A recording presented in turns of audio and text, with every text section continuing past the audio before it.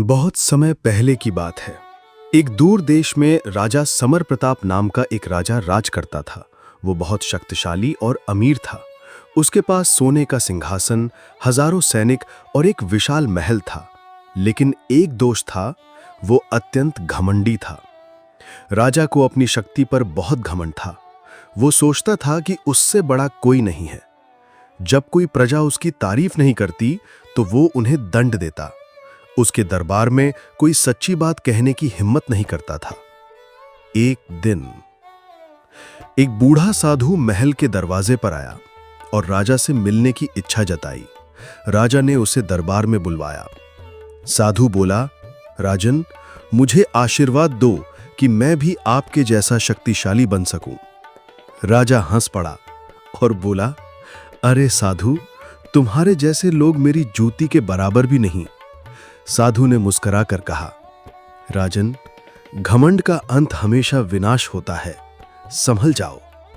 राजा ने क्रोधित होकर साधु को जेल भिजवा दिया।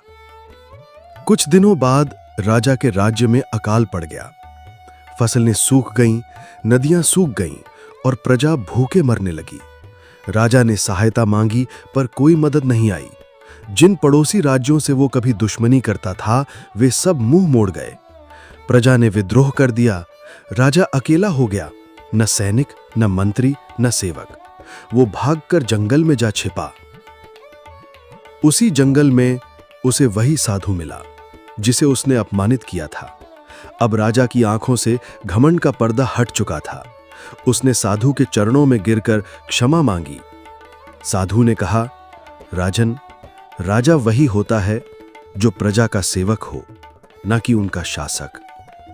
राजा ने विनम्रता से साधु की बात मानी। अंत में राजा वापस लौटा और विनम्र होकर शासन करने लगा। उसने प्रजा से माफी मांगी और एक सच्चा, दयालु राजा बन गया। उसके राज्य में फिर से सुख शांति लौट आई। शिक्षा: अहंकार चाहे कितना भी ऊंचा क्यों ना हो, उसका अंत विनाश ही होता है।